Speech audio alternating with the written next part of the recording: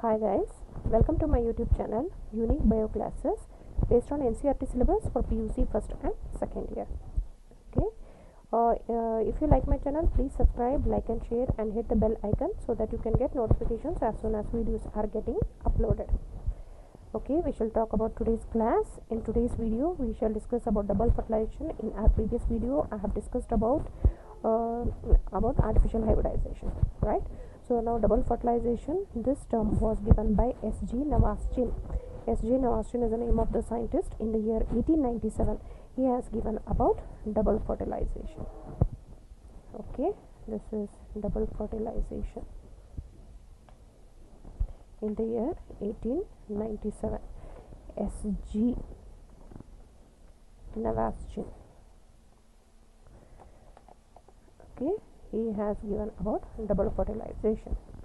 Okay, now what is this double fertilization? About this, some of my students or PUC first year students, they might have studied in angiosperms. About this information you have discussed in first year, double fertilization. Anyhow, if you remember this structure, which one? This structure which was somewhere, let me come back to that. It is here. Okay, this was that structure. Which one it is? 7-celled 8-nucleated embryo sac which is present in a megasporangium. Okay, this structure, right, that after fertilization will appear something like this. Okay, now I shall draw that diagram roughly here. Which one? 7-celled 8-nucleated embryo sac, right? So I shall show it something like this and like this with the two polar nuclei. Very easiest way, roughly I am showing it here. These are three antipodals. If I am showing it here, then this will be chelazal end. Okay, then these are two polar nuclei. Then this is central cell. Hope you have practiced till now. Two synergids are present, and two synergids are with filiform apparatus, and this center one is egg cell. Okay, this is what? 7-celled 8-nucleated embryo sac, right? This embryo sac which we have discussed in detail earlier. Now in pollen pistil interaction, what we have discussed that this stigma, this pistil on that pollen grain has been reached. It undergoes compatibility or incompatibility test, and after getting this test, it will get germinate. Pollen grain will germinate, and this pollen tube will be having two male gametes, and those two male gametes will reach where? It will reach to the ovule. Okay, pollen tube will reach to the ovule through the micropyle end, and two male gametes are present in the pollen tube which will be released inside. Okay, this we have discussed in pollen pistil interactions. Now continuation of that. Now if I am showing that pollen tube is here, something like this. Okay, this is the pollen tube which carries two male gametes. These two male gametes will be released inside. Who is guiding this pollen tube? Filiform apparatus which is present in the synergids. Those will guide this pollen tube to enter through the micropyle end. Okay, now first gamete will enter inside from the cytoplasm of the synergids and reach to the egg cell. One gamete reach to the egg cell, and another gamete will reach to the two polar nuclei. Okay, it will reach to the central cell where it will reach to the two polar nuclei. When first gamete, when it has been reached to the egg cell, it will get fertilized. When male and female gamete will fuse, there is a fusion of gametes. It will reach to the egg cell and get fertilized, and this egg cell will be converted into zygote. Okay, egg cell was haploid. Now first gamete, it is also haploid. When two gametes have been fused, it results in a formation of zygote which has become diploid. Okay, now one male gamete has been utilized. Now this process we call it as fertilization or syngamy. The process of fusion of one of the male gamete with the female gamete, which results in a formation of diploid zygote, we call it as fertilization. Now zygote is formed here in place of egg cell what we have shown earlier. Now it has been converted to zygote. Now other male gamete, second male gamete will enter into this synergids, and through that it will reach to the two polar nuclei that is present in a central cell. Now two polar nuclei, each nuclei is haploid, and then this one more male gamete will come and reach here, that will also will get fused, and now it will form triploid. It will get triploid. Okay, earlier it was diploid, now it has get converted into triploid. Okay, now if I show that diagram here, particularly it appears something like this in your textbook. Okay, here they have shown in this direction there are synergids, and this is a zygote. Now what a central cell I have shown earlier, that central cell will get converted into primary endospermic cell. Okay, before fertilization we call that one as primary endospermic cell, we call it as central cell. After fertilization we call it as primary endospermic cell.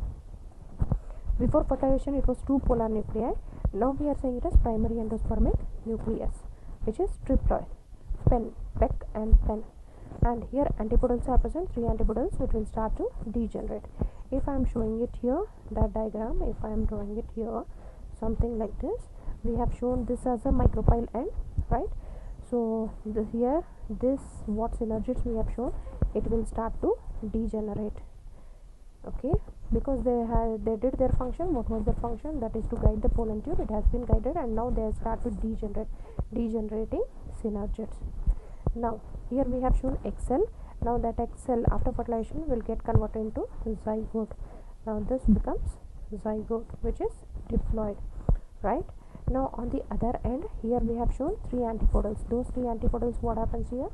This will start to degenerate. They does not have any specific function here, but they are present in an embryo sac, and they are degenerating. So degenerating antipodals. Okay, antipodals start to degenerate. Now here we have shown two polar nuclei, right? The two polar nuclei with the fusion of one of the male gamete, it forms what? Primary endospermic nucleus. Okay, in short, PEN, primary endospermic nucleus. This primary endospermic nucleus is triploid. Why triploid? Because two of the polar nuclei already were present, which was each one was haploid, and one more male gamete was haploid. 3 of them have fused, so it has been resulted in the formation of triploid. And the cell which is present, which we call it as central cell. Now that central cell here it is called as primary endospermic cell, in short, PEC. Okay, now here if you consider this one, first one male gamete has been fused with the egg to form, we call it as fertilization or syngamy. So this process is called as fertilization or syngamy. This is the first fusion which takes place here. Now second fusion is with the two polar nuclei. Second male gamete will fuse with the this one. So that process we call it as triple fusion. Why triple fusion? Because 3 nucleus will fuse here. 3 nucleus, 1, 2, and one more from the male gamete. 3 nucleus will fuse. So that's why we call it as triple fusion. First one is syngamy, second one is triple fusion, because 2 times fertilization takes place here in an angiospermic flower, which is a characteristic feature of angiosperm. So that's why we call here it as double fertilization. Hope you got this. Now, as we know, zygote will develop into an embryo, right? Further, this zygote will divide and develop into an embryo, something like this, which pictures have been shown. In this, what happens to this primary endospermic cell and the nucleus? As we said, these will be degenerating and this also will be degenerating. Only left here endospermic cell and endospermic nucleus. Now endosperm is what? Endosperm is nothing but which provides nourishment. Okay, endospermic cells are those which provides nourishment. Now this primary endospermic cell, which consists of only one nucleus, this is one cell you can imagine with the one nucleus. That nucleus is triploid. Now this nucleus will start its division. Okay, it will start to divide, only nuclear division, so that many number of nucleus will be formed, and that nucleus, that endosperm will provide nourishment for the zygote, because zygote also requires some energy for further division, is it? So that zygote should undergo mitosis. Now for that mitosis it has to get some energy, So this zygote won't start its division till the endosperm has been formed. That endosperm will be formed from what? From this peck and pen. Okay, in this cell, the nucleus which is present, it will start its division first, and then later it will start to form cells, and that will act as an endosperm, and it will provide nourishment for the zygote. When first the division will start by the primary endospermic cell, not by the zygote. After beginning or after it has been started division of the cell, then zygote will divide. Why is it so? Because zygote requires nourishment. That nourishment is provided by the endosperm. Okay, hope you got this. Now this structure which we have shown here, this is not a 7-celled 8-nucleated embryo sac. Now it is called as fertilized embryo sac. Fertilized embryo sac. Now many of the students will get confused in the exam. They'll ask clearly that draw a neat label diagram of fertilized embryo sac, or draw a neat label diagram of 7-celled 8-nucleated embryo sac. 7-celled 8-nucleated embryo sac clear diagram I have shown in the previous videos. Now this one is the fertilized embryo sac. What is the difference here? The difference is that there we have shown here it as egg cell, we have shown it as synergids, 2 polar nuclei, central cell and antipodals. Here what we are showing it as degenerating antipodals.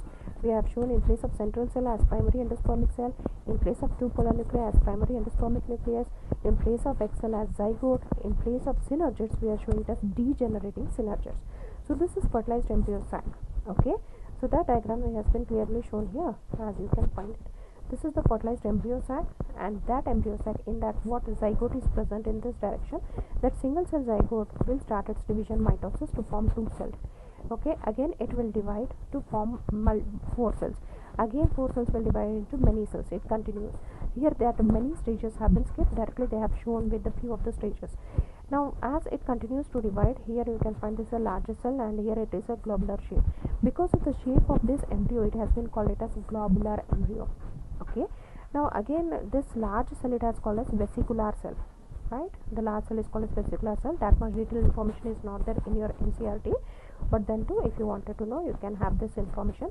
This large cell is called as vesicular cell, and this one, many cells are there, those we call it as suspensor. This region, this part we call it as suspensor, and the 2 cells which are present below, for those we call it as hypophysis, and this globular part will help it to grow into radicle and a root cap. Okay, it will help it to grow into radicle and a root cap, which it will be present in an germinating seed. Okay, so first a single cell, then 2 cell, then 4 cell, then 8 cell, then many cell, then it will appear something like this, that we call as globular embryo. Now it will get converted to something like this, that is heart-shaped embryo. Okay, because of its shape it has been called as heart-shaped embryo. Then you can find that we will get in this kind of structure. This structure here, it consists of radicle. As you know, radicle will develop into a root. Plumule will help in the formation of shoot system, and these are the 2 cotyledons. Okay, so these are the structures in a double fertilization. About further post fertilization structure and events I shall discuss later. Till now what we have discussed is pre-fertilization. Pre-fertilization, in pre-fertilization we have discussed about is microsporogenesis and megasporogenesis. Okay, that we have discussed. Then second one was fertilization. Fertilization today we have discussed, that is in the form of double fertilization. Now what has been left? Only post fertilization. Okay, so we have completed pre-fertilization, fertilization. Now left is post fertilization. In our next video I shall try to complete all those, but it has a lot of information. It should be in many videos, so I shall try to make it fast. And I hope you have understood this today's concept, which is very important, which can be asked from 12 marks.